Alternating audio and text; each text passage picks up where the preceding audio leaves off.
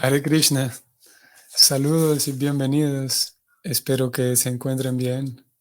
Martes 28 de marzo, vamos a leer los tres textos finales de este capítulo 5, texto 40, 41 y 42.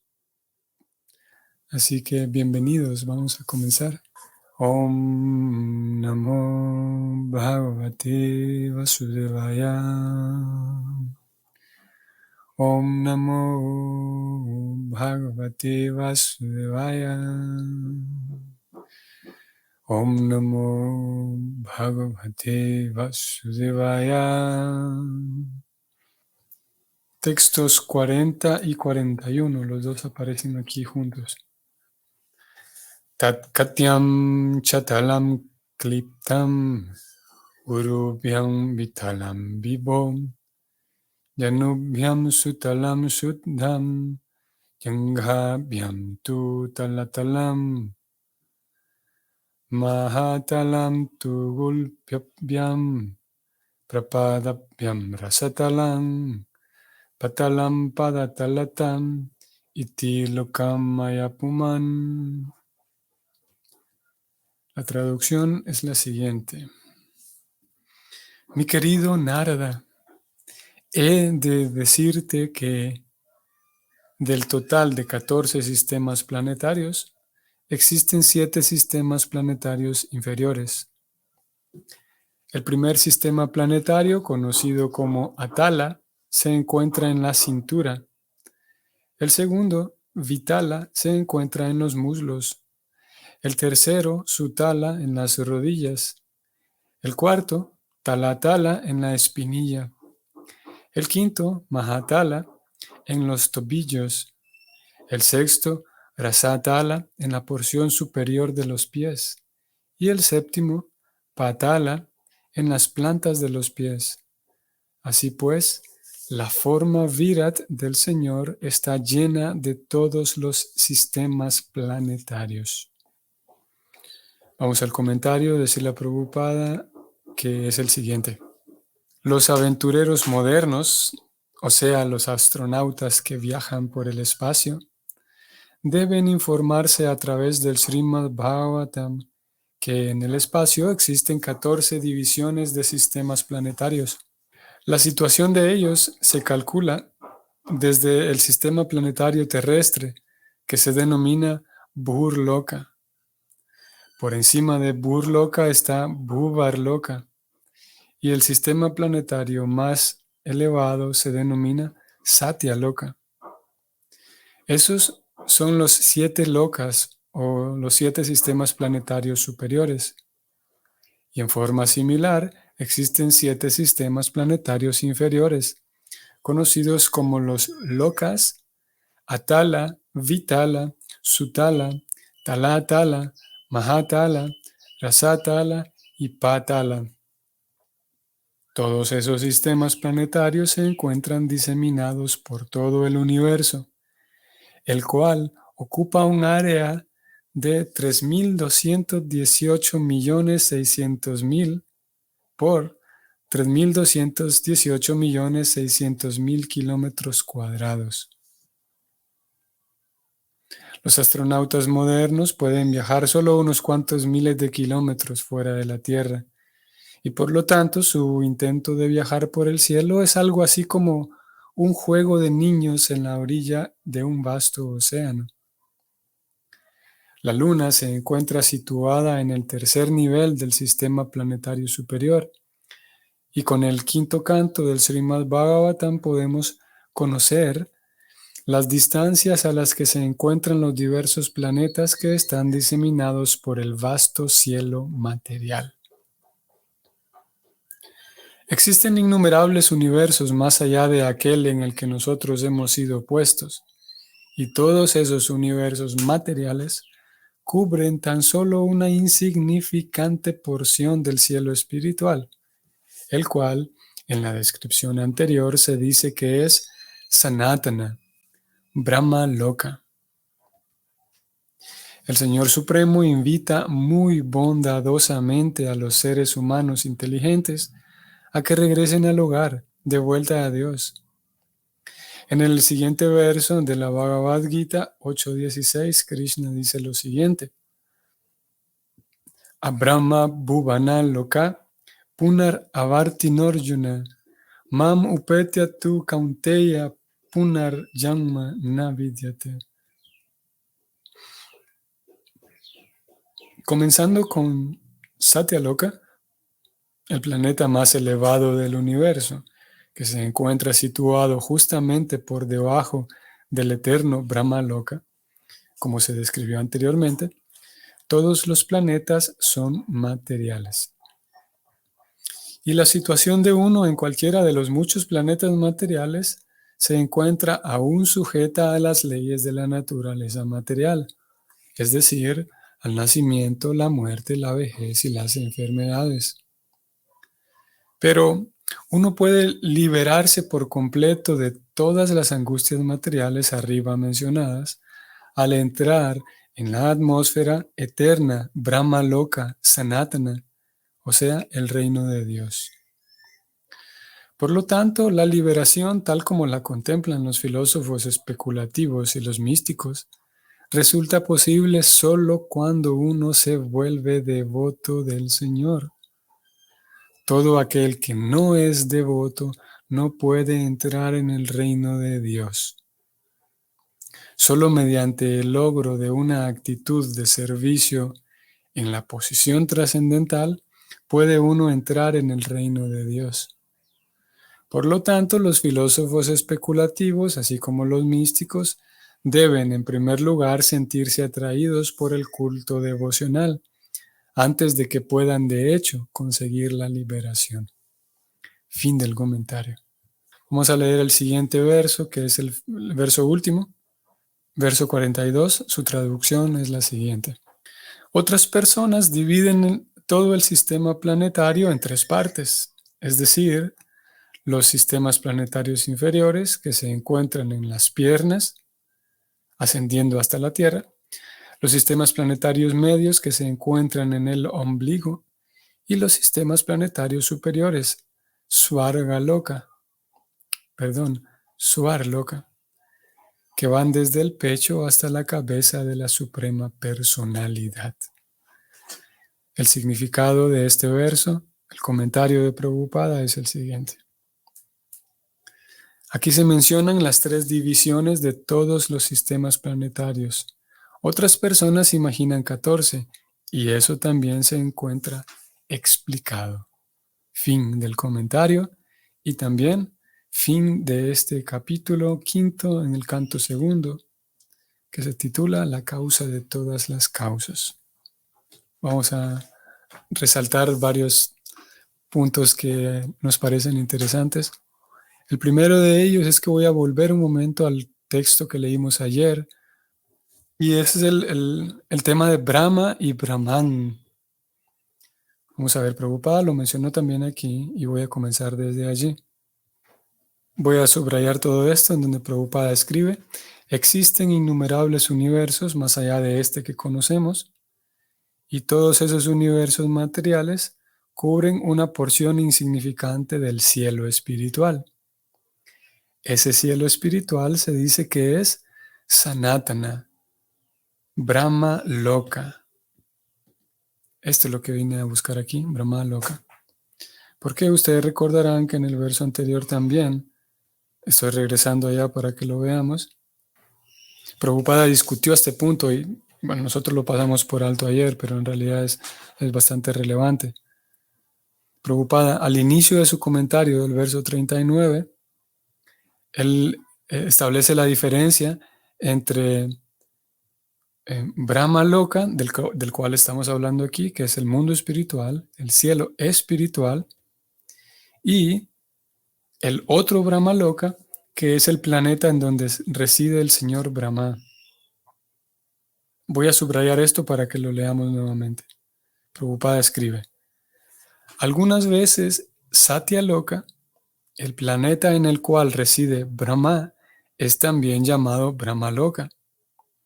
Pero el Brahma Loka que se menciona aquí no es el sistema planetario Satya Loka. Este Brahma Loka es eterno, mientras que el sistema planetario Satyaloka no es eterno. Ok. Puede causar alguna confusión, especialmente cuando uno está poco familiarizado con los nombres en sánscrito. Puede causar una confusión este tema de Brahma, el señor Brahma, que es una persona, y Brahman, con una N al final, o Brahman o Brahman, que ya aquí ya no estamos hablando de una persona, sino que estamos hablando, podemos decir, de la sustancia espiritual. Cuando Krishna, por ejemplo, dice que yo soy el Brahman impersonal, que de Krishna se expande diferentes energías, ¿no? Hemos venido hablando de eso. De Krishna se expande, o de su cuerpo emana mucha luz y bondad y paz y amor, pero esa luz que emana y toda esa energía porque todo lo que está relacionado con Dios es espiritual, y esa energía que emana de él, podemos llamarla Brahman. Esa es sustancia espiritual, podemos decirlo así. A veces a las almas, a nosotros como almas, se nos llama también Brahman, en el sentido de que nosotros somos sustancia espiritual. Y ese Brahman todo lo impregna, todo lo que vemos, absolutamente todo, hasta las cosas más vanas y simples, existen, cualquier cosa que existe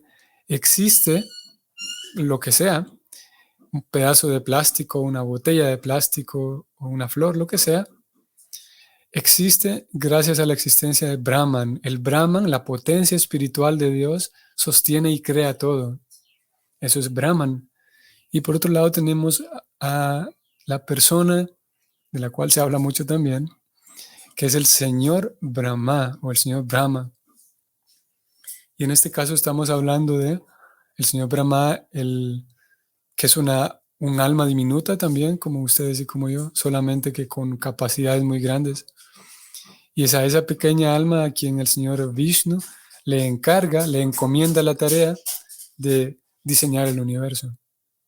Este señor Brahma, que el señor Brahma es el papá de Narada Muni, por ejemplo, es su padre, y este señor Brahma, él, como lo describen las escrituras, él tiene su residencia en los planetas superiores de lo que hemos venido hablando, tiene su residencia allí, y algunas veces, como lo acabamos de leer, a esa residencia se le llama Brahma Loka, o sea, el lugar, el planeta de Brahma, del señor Brahma. Sin embargo, aquí en el verso de ayer leíamos de Brahma Loka también, pero no la residencia del señor Brahma, sino más bien el mundo espiritual, aquel Loka, aquel mundo que es de sustancia espiritual, que está completamente diseñada de Brahman, o sea, de sustancia espiritual. Eso. Como dije, cuando uno está familiarizándose apenas con estos nombres en sánscrito, estos dos conceptos tienden a mezclarse, Brahman y Brahma. Krishna dice, yo soy el Brahman supremo, yo soy la sustancia espiritual suprema, mientras que, repito, el señor Brahma es solamente un sirviente del señor Krishna. A ver, no solamente un sirviente del señor Krishna. Ser un sirviente del señor es una cosa muy especial, un Vaishnava. Y el señor Brahma es de los Vaishnavas más, más respetados y más autorizados en todo el sistema de Bhakti. En nuestra línea tenemos a 12 grandes autoridades en el servicio devocional que marcan pauta, 12 grandes autoridades que conocen muy bien la ciencia devocional, y el señor Brahma es uno de ellos. Así que no es que solamente es un sirviente del señor Krishna, sino es un sirviente, un Vaishnava de una categoría muy alta. Pero hay una diferencia en la categoría de ambos. Krishna es el Brahman supremo, es la personalidad de Dios, y el señor Brahma es una jiva pequeña. Dicho eso, vamos a ir al verso y vamos a notar, como ya lo habíamos resaltado también en versos anteriores, vamos a notar en este verso 40 y 41, que la descripción del verso sí, es una descripción detallada de los sistemas planetarios, ¿no? Pero curiosamente, Srila Prabhupada, una vez más, él no se centra en dar más información o mucha información acerca del tema. No, más bien lo que hace, hacia el final del significado, viene describiendo la situación del universo, que vamos a hablar de eso también, el diámetro del universo, aquí él habló de eso. Y al final Prabhupada dice, él dice, pero a nosotros lo que nos interesa es salir de este universo, él dice. Una vez más vemos aquí a la acción tratando de cuidar de que nuestra atención no se vaya a temas periféricos. Vamos a verlo. Estoy yendo al comentario, si la preocupada.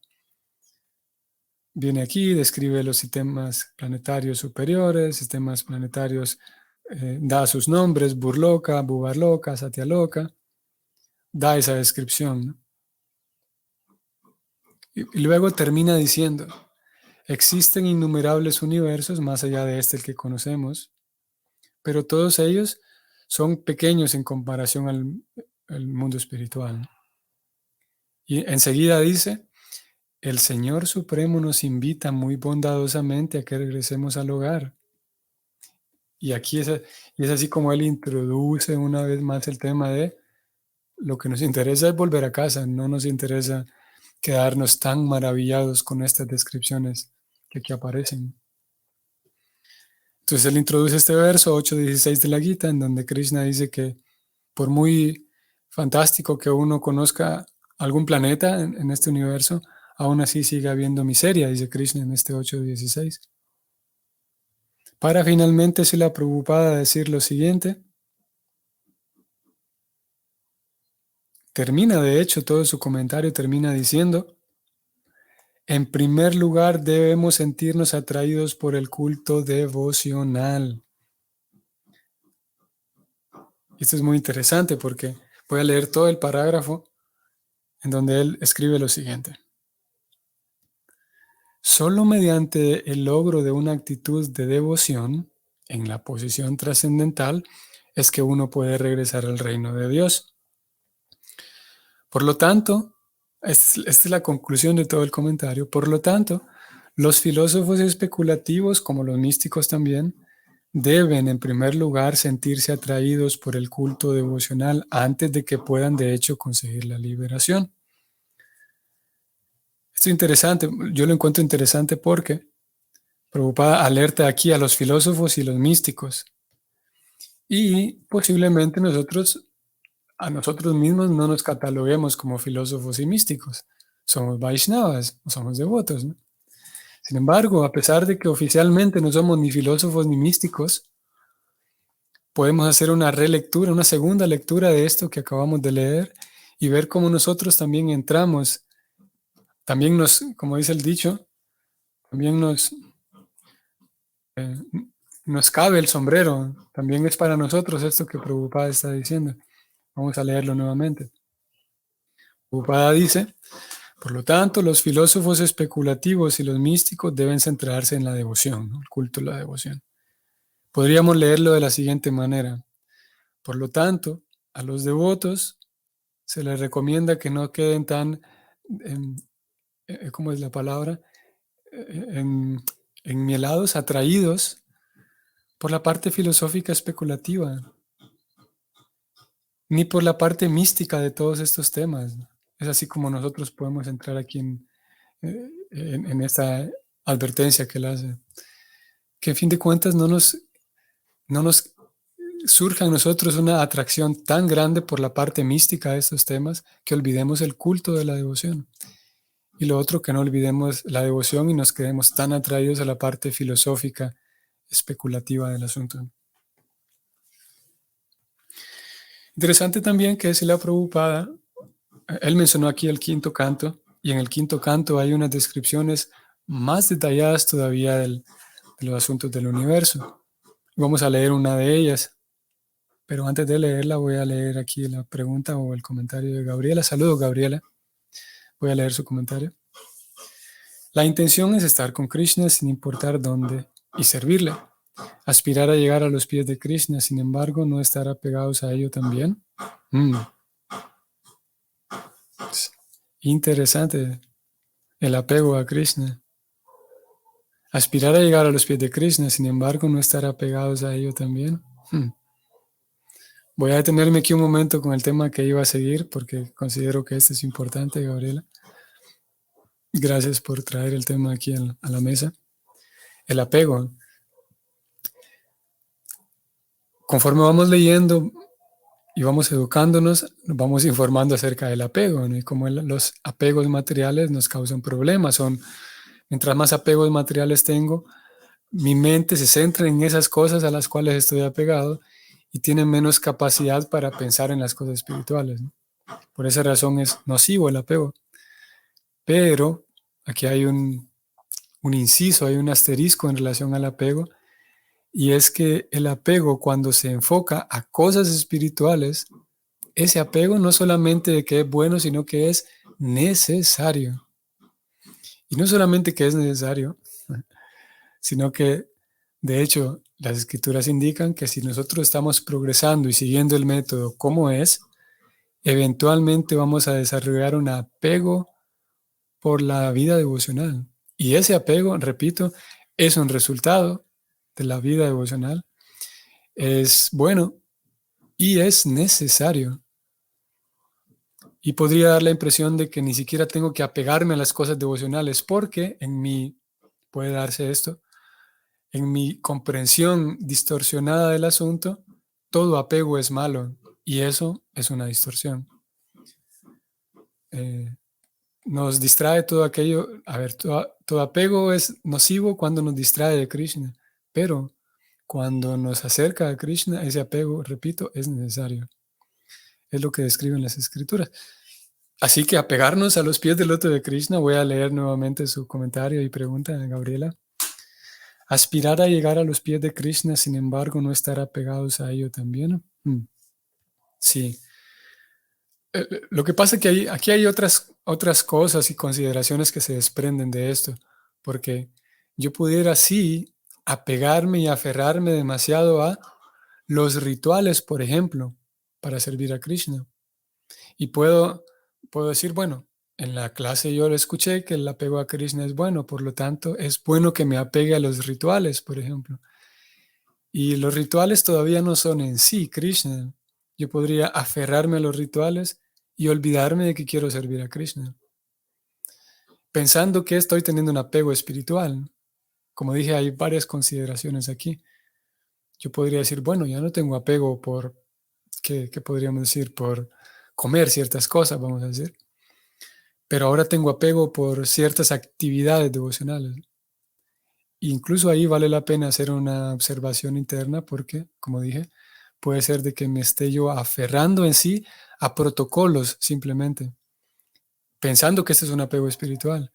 Y si me aferro a protocolos, entonces voy a tener toda la atención en el protocolo y no en Krishna.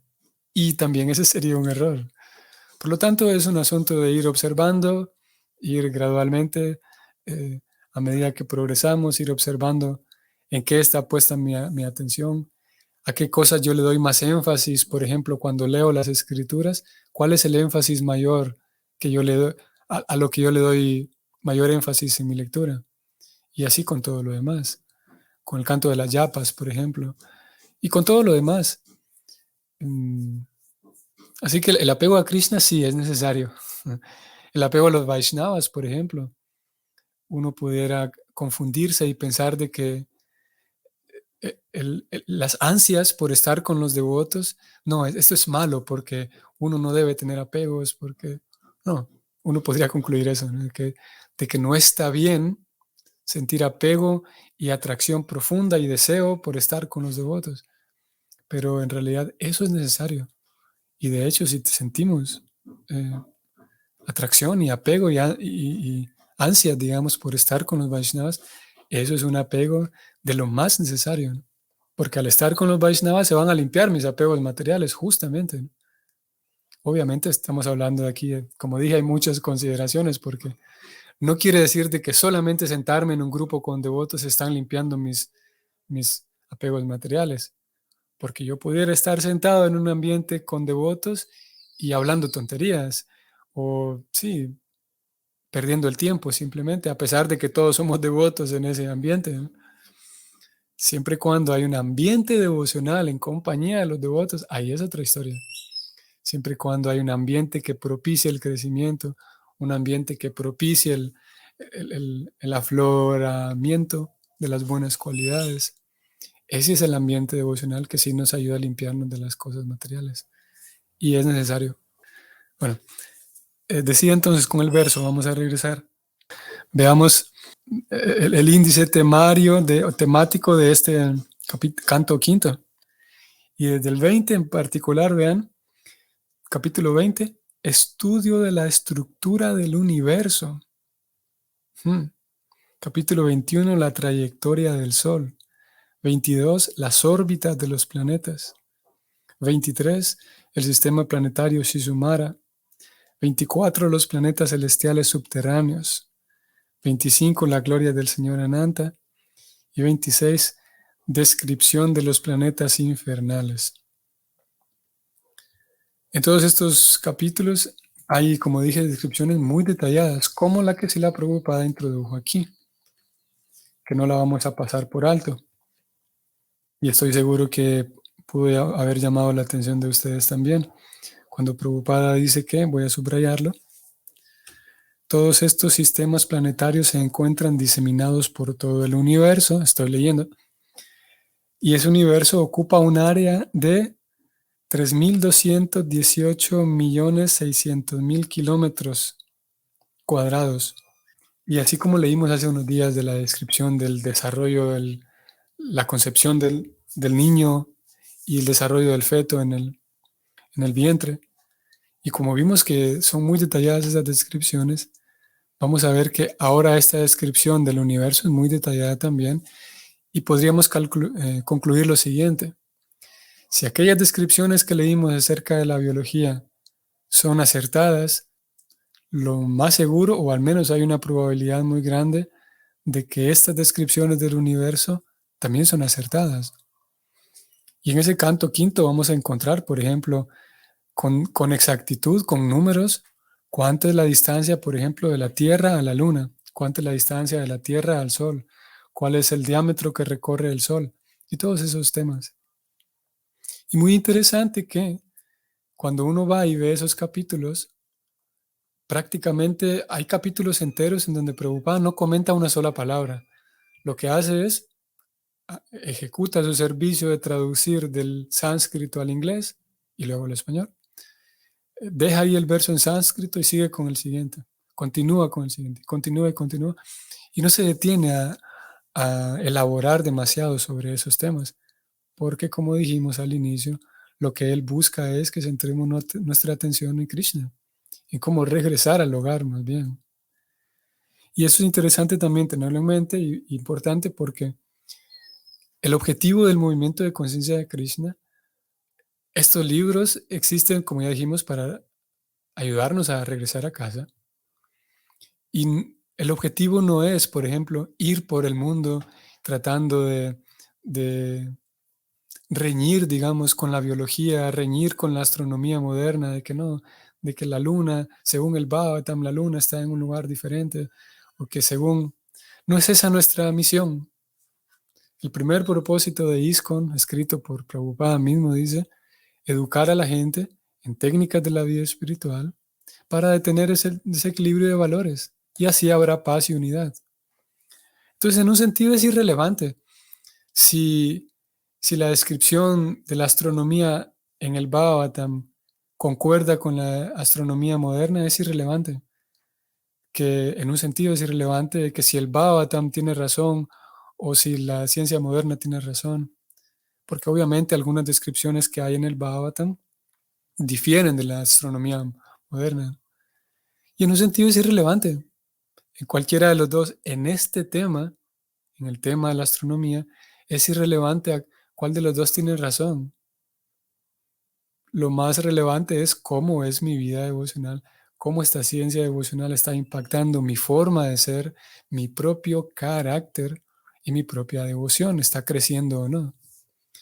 Y como dije, menciono esto porque en algunas ocasiones, en algunos devotos, surge ahí ese deseo de, de que el Bhagavatam gane la discusión, de que el Bhagavatam es el quien tiene la razón en los temas de astronomía. Como dije, algunos cálculos no coinciden. Y como dije, en fin de cuentas es irrelevante. No nos interesa ir a informarle a la gente cómo está estructurado el universo. Nos interesa ir a informarles cómo pueden ser felices vinculándose con Krishna. Eso es lo que nos interesa.